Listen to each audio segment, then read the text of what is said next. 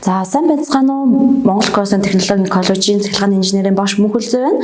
За өмнөх хичээлүүдээр бид нар тогтмол гүйлийн цахилгаан хэлхээ, тогтмол гүйлийн цахилгаан хэлхээ бүрдүүлэх элементүүд болон тогтмол гүйлийн цахилгаан хэлхээн дээр тооцоо бодох арга аргачлалуудын талаар үзсэн байгаа.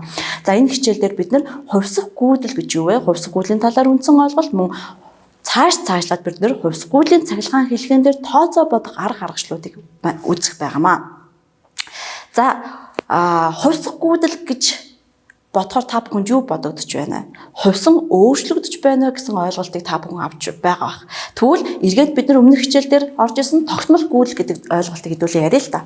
Тогтмол гүйдэл болвол хугацааны хувьд хувьсан өөрчлөгддөггүй хэмжигдэхүүнийг тогтмол гүйдэл гэж нэрлэдэг болвол хувьсах гүйдэл нь хугацааны хувьд хувьсан өөрчлөгдөж байгаа гүйдлийг хувьсах гүйдэл гэж ерөнхийдөө нэрлэдэг байх нэ. За гүйдлийн үүсгүүрийг бид нар генератор гэж үздэг болвол генераторыг бид нар тогтмол гүйдлийн цахилгаан тогтмол соронзон оронд бид нар дамжуулагчийг байрлуулъя. Тухайн дамжуулагч бид нар зүүн гар тийшээ эргүүлэх юм болвол цахилгаан хөдөлгөгч хүч үүсч улмаар хувьсах гүйдэл үүсдэг байгаа. За үүнийг бид нар математик загвар шилжүүлвэл комплекс хавтгаад буюу векторын диаграмаар бид нар илэрхийлж болно. За анхны байрлалд дамжуулагч маань хөдөлгөөнгүй Т-ийн зүйд 0 акшнд бол хөдөлгөөнгүй байна. За тодорхой хугацааны акшнд зүүн гар тишээ дамжуулагч маань эргэлдэх хөдөлгөөн хийнэ. За үүнийг бид нар комплекс хавтгаад илэрхийлэх юм бол зүүн гар тишээ эргэх нэ. За анхны байрлалыг бид нар 1 гэд штрикээр тэмдэглэсэн байна. За хөдөлгөөнд 2 гэдэг штрикээр очиход диаграм дээр яаж дүрслэгдэж байна, график дээр яаж дүрслэгдэж байна гэдгийг харъя. За анхны байрлал 1 гэсэн штрикээр ирсэн бол 2 дахь байрлал дээр нь яаж юм харгалзах 2 гэдэг штрикээр ирсэн байна. За тэгвэл бүтэн 90 градусаар үргэлж 90 градус 3 гэдэг штрик. За 90 градус дээр эргүүлэхэд яаж юм? График дээр маань хувьсах хүчтэй маань максимум буюу хамгийн их утга авч байна. За одоо эсэргээрээ чиглэл нь өөрчлөгдөж байна. Буцаад ирж байна. Тэгвэл яаж вэ? Эхлээд дээшгээ чиглэж исэн бол буцаад график маань доошоо чиглэх үйл ажиглагдаж байна. За энд байгаа цэг маань одоо хаана очсон бэ? Энд ирсэн. Тийм ээ. За тэгвэл буцаад эргүүлээд энд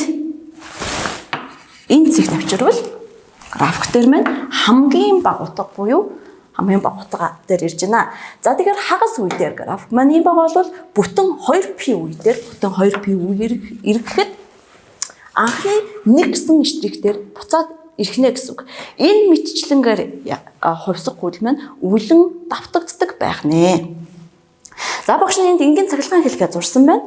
За энгийн цахилгаан хэлхээн дээр багш нь R гэдэг эсэргүүцэлтэй. За хувьсах гүйдлийг тэмдэглэсэн байна. И от Т гэж ерөнхийдөө тэмдэглэсэн байна. За яагаад хугацааг тавьсан байгаа гэхээр хугацааны хувьд хувьсан өөрчлөгдөж байгаа учраас ийм тэмдэглэгээ тавьжээ.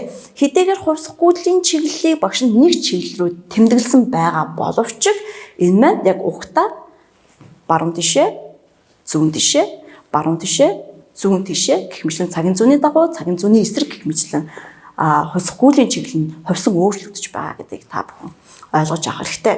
За үүнийг бид нэр томьёолох юм бол дараах томьёо гарч ирнэ.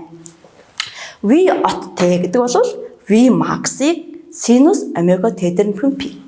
За синусоидоор тухайн график маань синусоидоор илэрхийлэгдэж байгаа учраас бид нар синус гэсэн байна.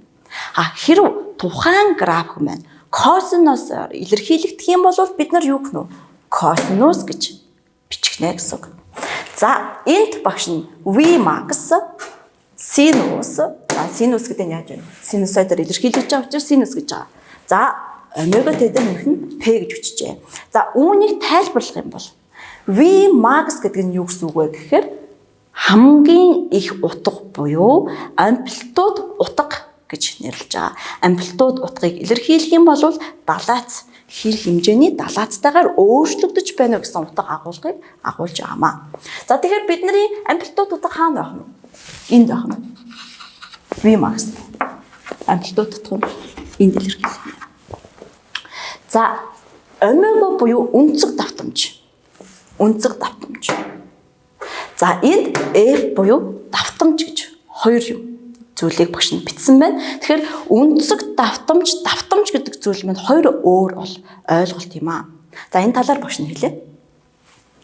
За хэрв энэ нэг бүтэн эргэх хугацааг багш нь 1 секунд гэж авч үзвэл 1 секунд гэж авч үзвэл за 1 секундэд эргэлээ.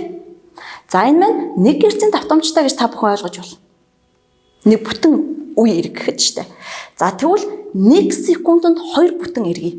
Эргүүлээ.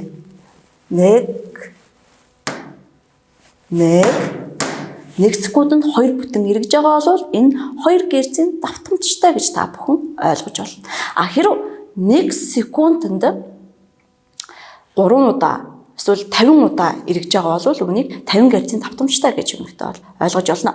Манай Монгол улсын давтамжийн хэмжээ 50 герцийн давтамжтай байдгийг та бүхэн мэдэх бах.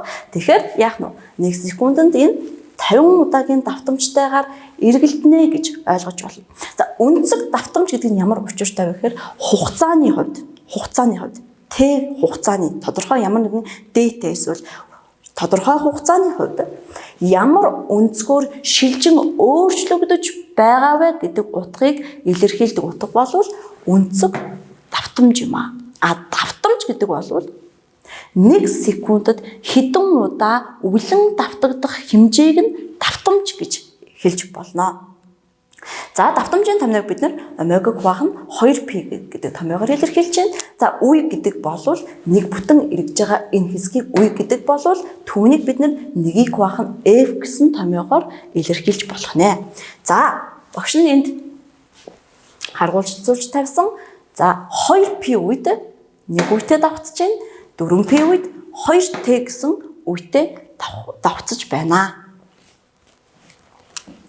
За энд V оттэй тэнцүү V max-ыг хүчин косинус омега t гэдэг багш нь томьёо бичсэн байна. Үүнд гаргалзах бас диаграммыг нь зурсан байна. За энэ диаграм маань бол косинусаар илэрхийлэгдсэн график байна. Косинусаар илэрхийлэгдсэн график байна. За энэ хичээлийнхээ багш нь дүгнэлтийг хэлээ. Хувьсгагүйдэл маань нэгдүгээр хэмжээ чиглэлээ өөрчилдөг байна. Нэгдүгээр хэмжээгээ өөрчилдөг байна.